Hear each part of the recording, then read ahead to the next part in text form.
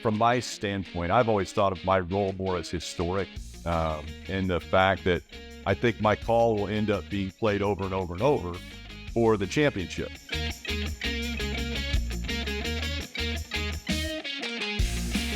Hello, everyone. Welcome to Cup Connection. This is our final episode of the year. Thank you for being with us throughout the course of the season. I'm Mike Massaro, and we're so fortunate to have the voice of NASCAR on NBC. That's Rick Allen. Rick, hey, man, great to have you with us here to wrap up the season. It's hard to believe 9 years are in the books with NBC. It's gone by really fast. It really has. And I don't know if podcasts do it or whatever, but you're looking younger than what I was working with you just a couple years back. So maybe I need to do more of the podcast, because I look about 10 years older and you look about 4 or 5 years younger. Well, I'm going to give Best Version Media the credit there. They gave me some great equipment. Just, I guess it takes a few years off. Maybe not. Maybe there's some makeup or something helping too. Who knows? Hey, I watched, obviously, the championship race with great interest. I mean, there's a great drama. I thought, from a television announcer's view, that it was incredibly challenging for you. I just want to know what it was like trying to balance the championship race with the fact that somebody who was not in the championship war was about to win the actual race. I mean, it's tough to decide what to focus on, I would imagine. Yeah, I think we've always known that it was possible. We'd experienced it before in the Xfinity Series, that, a different winner would potentially win the race and not be a part of the championship four. And so when this one, started to brew, it was actually interesting because we had great radio from Ryan Blaney. When Ross Chastain was in front of him, he was so mad, and he came on the radio and would, voice his displeasure, and it was crazy how frustrated Ryan was getting. But it was also cool to hear Roger Penske come on his radio also and kind of try to cool him down and calm him down. And so that added a different dimension that we haven't, really had to deal with up till this point. So yeah, every year that I've ever called it, the race winner has been the champion. And so this was a little bit different in the fact that, Ross ends up winning the race. And I've always, from my standpoint, I've always thought of my role more as historic, in the fact that I think my call will end up being played over and over and over for the championship. Now, Ross's win was big, obviously. It's a, big thing for his career and for his team and everything. But ultimately, I put more of the focus at the end of that race, the call on Ryan Blaney winning the championship, because that ultimately is the goal at the beginning of the season of every single team. They want to go out and win the championship. And so that was kind of the balancing act that I tried to play at the very end, where you had Ross Chastain. He had a comfortable lead. He was a second and a half in front of Ryan Blaney. We knew he was going to win the race. And then so we switched our focus to Ryan and made sure that, he got his due, because, forever, this is the first championship that Ryan Blaney has ever won. So that, I thought, deserved most of the attention at the end of the race. But it was different. You have to try to weigh what, is the most important thing to be focusing on at any given time during the broadcast. And we thought, especially at the end, that it was Ryan's time. Well, I thought you guys balanced it out perfectly. I really do. And you mentioned that radio, great drama. Certainly was. Hey, let's talk about Ryan, shall we? Interesting to me. He came in as the number 12 seed. It's not normal that a guy that deep in the standings wins the championship.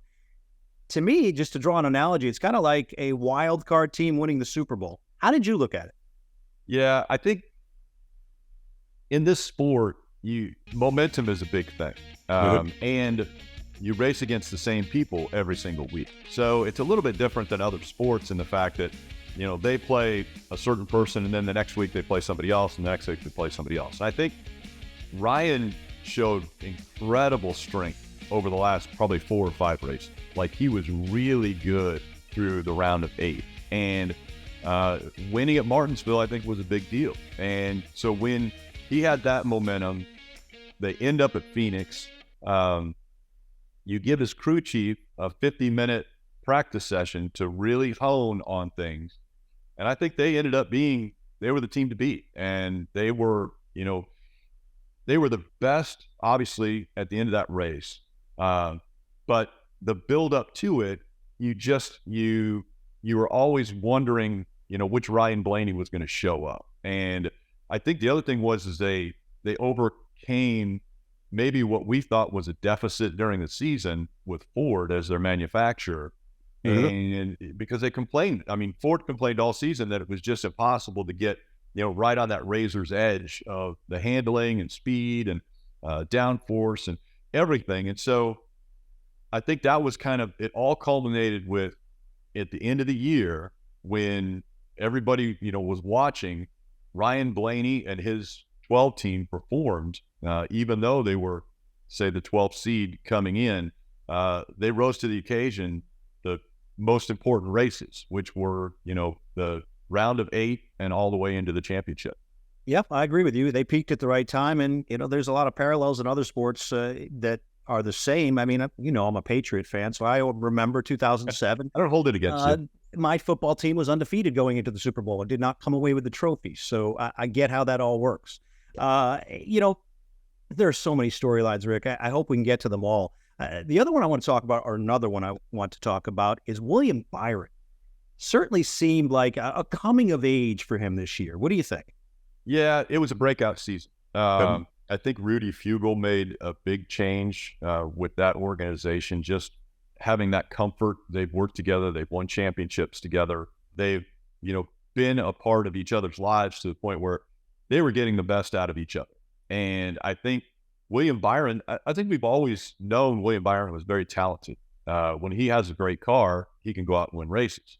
This year, they were in the right place at the right time quite a few times, which they weren't the dominant car at most races, but they were good when it mattered at the very end of races. And so I think William Byron has planted himself as one of the stars of the sport. He went with the big hats on the win this year. He said that was a Josh Allen thing that he had seen on Thursday Night Football. And I was like, really? And he goes, yeah, that's where it all started. And I was like, okay. So he reached out a little bit to a different demographic. He reaches out to a younger audience. Only being 25 years old. So I think he's great for the sport. I think his successes this year were great. I think he's proven that he's talented and should be challenging for a championship probably for the next decade. Reaching out to a younger demographic. I remember another driver who drove the 24 car who did the same thing back in the early 90s. It seems very similar. Yeah, yep. To Jeff Gordon. That guy was standing on the pit box during that race. So it was pretty impressive. Yeah, I can imagine. Roush Fenway Keslowski Racing. Midway through the season, it started to seem like they had turned a corner. And it certainly was the case at the end of the season. 2 cars in the playoffs. Chris Buescher with multiple wins. Has Brad Keselowski allowed that team to turn the corner and become a championship contender once again, maybe in 2024? I think he has a long-term vision. And I think coming in, he made some immediate changes that we saw the first year and second year. But I think his long-term vision has RFK Racing being a powerhouse in the sport for years to come. And I think, when that was announced that he was going to be a part owner, I thought, well, I guess he's won his last race, because knowing what Roush had done over the last, 5, 6, 7 years, I thought, he's going to go over there and he just wants to be an owner and just, kind of end his career more or less that direction. This year, it opened my eyes to where I thought, Brad is definitely going to win a race. He will win he has convinced me now he's going to win a race at some point in time in the future. But I think that whole organization really, as I said before about Ford and struggling, I think that whole organization lifted Ford up. I think Ford was struggling. Obviously, Stewart-Haas Racing never won a race this year. That's 15 years that they had been, part of an organization that had won races. They didn't win. And so I think RFK took that manufacturer and said, you know what, we'll make the best of whatever it is. And I think that is Brad's mentality. He went into Roush Fenway and said, we're going to do it differently than you've done it before, and cleaned everything up, gave people a new outlook on when they come to work. This is what's going to happen. You're going to have a brand new toolbox. You're going to have a nice, clean area to work. And he took that kind of mentality of, and we're going to win races. And he convinced the people that work on these cars, he convinced them that that's going to happen. And it did for Chris Buescher. And I think it's just around the corner for Brad. But I was pleasantly surprised. And like I said, I'm now convinced that we'll see Brad back in victory lane, probably in 2024. Yeah, I think you're right. I don't think Brad's going to sit idle while his teammate is winning races. I think for sure that is a major goal of Brad's in 2024. On the other side of the coin, there were some storylines that, well, I guess would fall into the category of a disappointment, if you will. I want to talk about Chase Elliott. I hate to use the word disappointment, but he had some obstacles. Obviously, he had his injury. That set the team back initially at the beginning of the year. But it never seemed like that team truly recovered. What do you make of that? Well, I think what it proves is that these drivers are incredibly talented. And if you are out of the car for, 4 weeks, 6 weeks, he was out for 6 weeks with his injury. If you're out of the car for 6 weeks, you're falling 6 weeks behind. And so out of the gate, both Alex Bowman and Chase Elliott were strong. They were good. They started their seasons well. And all of a sudden, with Chase out of the car, somebody else is in there. Yeah, the team doesn't progress like every other team because that's not their driver. That's not their main driver. And the driver is obviously not progressing because he's not in there feeling the different changes and the progress that a team makes throughout every race of the season. And so I think they got behind and they were never able to catch up. And so, a guy who's so strong when we go to road courses, he was strong, but not strong enough. And I think that's when you miss 6 races for the injury, 1 for suspension. I think that time out of the car, you're not able to compete against the best in the world at what these guys do. And I think it showed. And so I don't expect that. Obviously, I don't expect that to continue. I think, Chase is a very talented race car driver. And Rick Hendrick is going to make sure that that organization and that team is at the highest level because, he's been the most popular driver forever until I think Ryan Blaney won it this year. So I think, I think there's a fire now that we'll see Chase Elliott come out here and say, what, we do have the ability to win races. I think he's another one that we'll see win. I don't know if I'd be disappointed. I was surprised though. Yeah, like I said, I hate to use the word disappointment, but I agree with you. I'm surprised, and I think this team, like so many others, could use a reset going into the offseason and come out a little bit stronger at the beginning of next year. Storylines for next year. Let's talk about those, shall we? One that intrigued me this year that I think will become even bigger next year, at least that's my opinion, is Kyle Busch. Year 1 with Richard Childress Racing, won 3 races. I think some people were surprised by that. I wasn't one. It means Kyle Busch. I expect him to win every year. Year 2, I would think that he's already made such a big difference at that organization that it's just going to carry on to next year, maybe even be bigger. What do you think? Oh, well, I'm going to flash all the way back to when he won his first championship. And he got injured. And when he was injured, he was out of the car. And when he came back, I think all of us in the media were like, wow, this is a totally changed Kyle Busch. He is excited to be in the car, and he's talking to us, and he is just opened up, and he's positive attitude. I think the same thing happened after he left Joe Gibbs Racing and he went to Richard Childress. He was like, all right, I'm going to make the best of this. And he goes out there and they go out and win races. And you're like, okay, here comes Kyle Busch again. And then when things started not going the way that, he anticipates them to go and expects them to go, we kind of started to see the old Kyle Busch again, where bitter, didn't want to talk to anybody, was nasty on the radio. And I don't know if that continues because I don't think RC is going to allow that to happen as far as his attitude be that way. But I think there's a direct correlation of, a change for Kyle Busch created a a sense of urgency to get back to victory lane and prove to everybody, hey, I can do this. And he still has the drive. When we talked to him right before he started the playoffs this year, he said, I believe that a champion has to win 5 races. He thinks that a champion of this sport, it's almost like that is the level. The bar has been set. He thinks it's 5 races. And so we said to him, when the playoffs started, does that mean you have to win 2 more? He goes, yes. He goes, I don't think I can win the championship unless I win 2 more races. Like, okay. So his mentality is still, I'm going to go out there and win, as many races as I can and be, the most talented driver out there. But he has a lot of competition again. And I think it proves that the chemistry between crew chief and driver is paramount. You have to have a guy that understands you, that can make the changes to give you the car that you need. I mean, we saw Kyle Busch spin out on his own 2 or 3 times this year. And that's just him trying to drive to the edge, and the car wouldn't keep it there.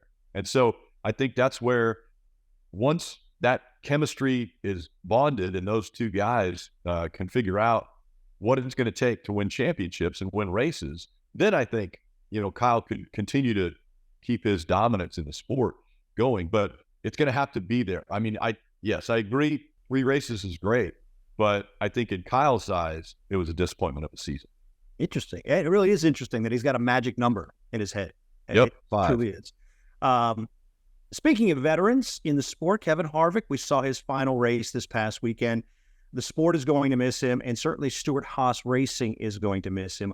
A lot of turnover at Stewart-Haas Racing going into the offseason. How do they come out of the box, do you expect, in 2024? Slow. I think they come out slow. Normally, they're very good on the drafting tracks, so it's good that, Daytona's out there and they can somewhat look fighting ready. But you're right. I mean, they don't have, with only Ryan Preece and Chase Briscoe returning, they just don't have that kind of senior leadership, that star power that they've had with Kevin Harvick forever. And so I think that is going to slow him down a little bit. I mean, Josh Berry is talented. We know that he's a talented racer. But he's been in cup cars, substituting, filling in, and all that, and hasn't had great success. Now, Rodney Childers being his crew chief, those 2 guys get to work together. I think that's going to help him have greater success. Like I said, every race, with Chase Elliott being out of the car, every race you're in the car with the guy, you're going to get better. And you're going to, see what your competition does. You got to fight, to get to that level of your competition. I think it's going to take a while for Stewart-Haas Racing to have that feel of, they can go out there and compete against anybody, especially coming off of a winless season. Even, Kevin Harvick, as strong as he looked at Phoenix, Kevin Harvick's ready. He won 9 Phoenix races. So we expected Kevin to look pretty good at Phoenix. But I think starting next year, they're still, they're below most of the other teams out there, not having a win, and not very many times were they ever contesting for wins. Yep, certainly something to pay attention to. And you're right, Kevin Harvick is pretty good at Phoenix, spectacular even. So I want to leave this one up to you, Rick. 2024, what do you see as the biggest storylines? That's a great question. Biggest storyline next season, I think Martin Truex Jr. I think the veterans next year are going to be the storyline. I really thought Denny Hamlin was phenomenal this year. He got into kind of a weird mental state, I think, with all of the podcast and the way he responded to fans and all that. But I think as a driver, he was as good as anybody on the racetrack week in and week out. And so I think Denny Hamlin, Martin Truex Jr., Kyle Busch, Brad Keselowski, I think it's going to be the year of where does this series go with those guys? Because this last season, our championship 4 was the youngest it had ever been at just under 29 years old for the average age. And you have quite a few drivers that are over the age of 30. I think Joey Logano, another name I want to throw in there. Joey Logano is great. He's excellent. If I had a team, I would hire him as my driver immediately. I think he's a spectacular driver. I think Ford, after sweeping championship week, they're going to be stronger to start off 2024. And I think it's going to be the year of the veterans to just find out what's going to happen with them. That's where I see 2024. I think it's going to be great again. I'm glad that we're going back to Chicago Street Course. I was glad that we're going back to North Wilkesboro. Just there's some great things happening, not only with the schedule, but just the personnel and the people that are behind the wheel. I think we have a lot of talent. It's just who's going to emerge as the young guy that kind of takes over as the champion of the sport. With Ryan Blaney, how does his season go? And then how do the veterans, what ends up happening with their seasons? Where do they end up going? So much to pay attention to this offseason. I want to talk to our audience real quick, Rick. I want to thank everyone who has tuned in to Cup Connection throughout the course of this year. We've had a lot of fun with it. We've certainly had a lot of drivers join us, a lot of broadcasters like Rick join us as well. Please, if you enjoyed what we've done, hit like, subscribe to our channel, if you will, and go back to our archives and check out some of our previous interviews. Hey, Rick, the off season is upon us. I know you still got some banquet stuff to prepare for, but I'm going to let you get on with maybe your leisure time, if you will. By the way, can you let us in on what you're doing? You got any big plans for the off season? Woodworking. Follow my son. He plays basketball. Just kind of enjoying the off time is good for me. Well, I remember what that was like, and I know how important it is. So we'll let you go. Again, thank you for joining us. Thank you for all you did for the sport throughout the course of the year, and we wish you the best of luck next year when NBC returns in the middle of the summer. Thank you.